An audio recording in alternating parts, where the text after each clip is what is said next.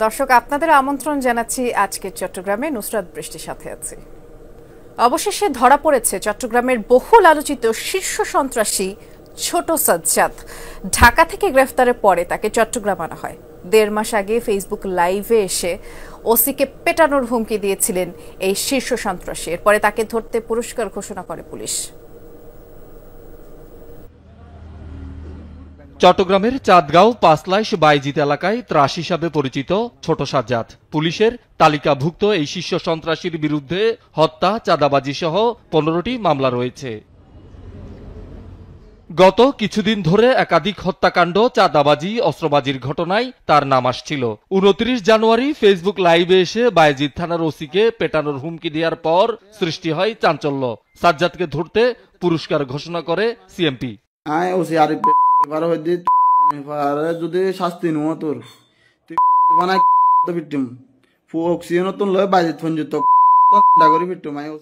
অবশেষে শনিবার রাতে ঢাকায় অভিযান চালিয়ে ছোট সাজ্জাদকে গ্রেপ্তার করে পুলিশ।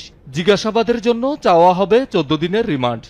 এটা বাকিগুলোর জন্য একটা মেসেজ, একটা খুব স্ট্রং মেসেজ, সহযোগী সবাইদের স্ট্রং মেসেজ। আশা করি তারা সতর্ক হবে। এবং আমার কথা হচ্ছে, এই সমস্ত সন্ত্রাসী হয় জেলে থাকবে অথবা মহানগর এলাকার বাইরে চলে যাবে। দুর্ধর্ষ এই সন্ত্রাসীর গুরু হিসেবে পরিচিত সাজ্জাদ আলী, হাসিব খান সহ বিদেশে পলাতক শীর্ষ সন্ত্রাসীদের গ্রেপ্তারে প্রয়োজনে ইন্টারপোলের সহযোগিতা নেয়ার কথা জানায় সিএমপি কমিশনার। দুবাই প্রবাসী সাজ্জাদের আশ্রয় প্রশ্রয় থেকে সে এখানে চাঁদাবাজিগুলো এবং বিভিন্ন ধরনের হত্যাকাণ্ড এবং যত রকমের অ্যাট্রসিটি আছে চট্টগ্রাম শহরের নর্থ ডিভিশন কেন্দ্রিক তার ছিল, কর্মকাণ্ড ছিল। এই তথ্যগুলো তার কাছ থেকে, গ্রেপ্তারকৃত আসামির কাছ থেকে তথ্যগুলো নিয়ে প্রয়োজনে ইন্টারপোলের রেড নোটিশ জারি করার জন্য পুলিশ সদরকে অনুরোধ জানাবো। ছোট সাজ্জাদকে গ্রেপ্তারের পর সামাজিক যোগাযোগ মাধ্যমে এক ভিডিওতে প্রতিক্রিয়া জানান তার স্ত্রী। আমরা কারি বান্ডিল টাকা ছেড়ে আমার জামাইকে নিয়ে আসব। আমার জামাই বীরের বেশে চলে আসবে এবং যারা এই ঘটনা ঘটাইছে তাদেরকে ছাড় দেওয়া হবে না। মাথায় রেখো, এতদিন আমরা পলাতক ছিলাম, এখন তোমরা পলাতক থাকার বেলা। এখন আমার শহীদুল সুমন, যমুনা নিউজ, চট্টগ্রাম। চট্টগ্রামের রাউজানে যুবদলের দুপক্ষের বিরুদ্ধে ছুরিকাঘাতে একজন নিহত হয়েছেন। শুক্রবার রাতে উপজেলার হলদিয়া আমিরহাট বাজারে এই ঘটনা। গুরুতর অবস্থায় হাসপাতালে নেওয়া হলে চিকিৎসক তাকে মৃত ঘোষণা করেন। গণ অভ্যুত্থানের পর সৌদি আরব থেকে দেশে ফিরে রাজনীতিতে সক্রিয় হন তিনি। এলাকায় সিন্ডিকেট করে মাটি কাটা, ফসলি জমি ভরাট, বালু উত্তোলন নিয়ে যুবদলের আরেকটি পক্ষের সাথে বিরোধ ছিল এবং পুলিশের ধারণা এরই জেরে এই হত্যাকাণ্ড। জড়িতদের ধরতে অভিযান চলছে।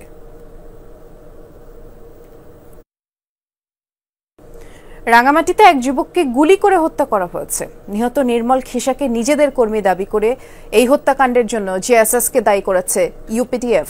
স্থানীয়রা জানায়, সকালে সদর উপজেলার খামারপাড়ায় সশস্ত্র সন্ত্রাসীরা নির্মলকে গুলি করে হত্যা করে। খবর পেয়ে সেনাবাহিনী, পুলিশ মরদেহ উদ্ধার করে। কারা কি কারণে নির্মলকে হত্যা করেছে তা খতিয়ে দেখা হচ্ছে বলে জানিয়েছেন আইন শৃঙ্খলা বাহিনীর কর্মকর্তারা। নির্মল খিসার বাড়ি নানিয়াচর উপজেলার তৈচেকমা গ্রামে। এদিকে এক বিবৃতিতে ইউপিডিএফ এর হত্যাকাণ্ডের জন্য জেএসএসকে দায়ী করে খুনিদের আইনের আওতায় আনার দাবি জানিয়েছে।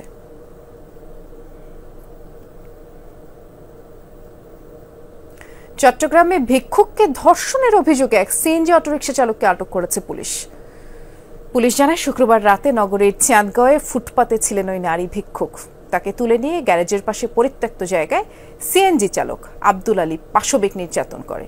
এই ঘটনার পরে থানায় গিয়ে বিষয়টি জানান ভিকটিম। অভিযুক্তকে আটক করা হয়। ভোলার চরফ্যাশনের বাসিন্দা আব্দুল আলী। ভিকটিমের ডাক্তারি পরীক্ষার জন্য হাসপাতালে ভর্তি করা হয়েছে। খাগড়াছড়ির মাটিরাঙ্গা থেকে গ্রেফতার ২ ডাকাতকে কারাগারে প্রেরণ করেছেন আদালত।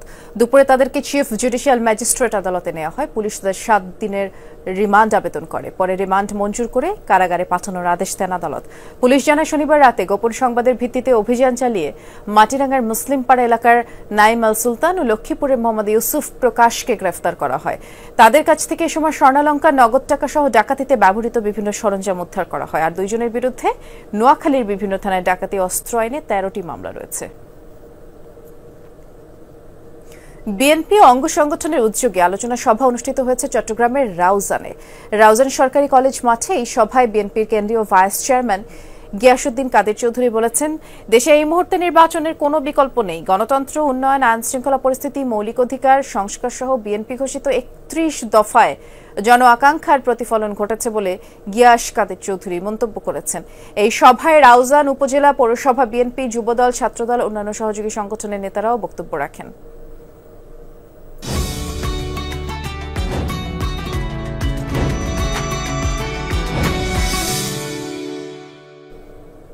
এই রমজান শুরু হচ্ছে পর থেকে আমরা প্রতিদিনই আপনাদেরকে ইফতারের বাজার সম্পর্কে জানানোর চেষ্টা করি। বন্দরনগরীতে আজ দেওয়ানহাট থেকে আমাদের সহকর্মী আল আমিন শিকদার যুক্ত হয়ে অপেক্ষা করছেন। দেখে আসতে চাই আজ তিনি কি দেখাবেন আমাদেরকে। আল আমিন, আজকে যেখানে আছেন দেওয়ানহাট, সেখানের দোকানগুলোতে ইফতারের বেচাকেনা কেমন দেখছেন? খুব বেশি সময় তো বাকিও নেই। ঐতিহ্যবাহী যেই খাবারগুলো রয়েছে সেগুলোর চাহিদা কেমন?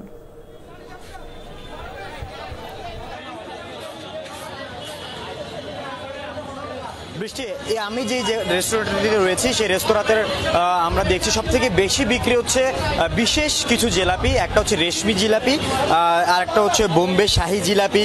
এই জিলাপিগুলোরই কিন্তু আমরা এখানে দেখছি কদর বেশি। পাশাপাশি ইফতারের যে অন্যান্য যে সামগ্রীগুলো থাকে, ছোলা, পেঁয়াজু, এইগুলো যেমন বিক্রি হচ্ছে, এই জিলাপির প্রতি আমরা দেখছি যে একটি বাড়তি চাহিদা কিন্তু ক্রেতাদের রয়েছে। পাশাপাশি এখানে আরও বিভিন্ন ধরনের অন্তত 50 থেকে 60 রকমের ইফতারের আয়োজন এখানে করা হয়ে থাকে, সেইগুলো কিন্তু আমরা দেখছি বিক্রি হচ্ছে। সব থেকে এর পরবর্তীতে যদি বলি কোন আইটেমটি বেশি বিক্রি হচ্ছে, সেটা হচ্ছে হালিম।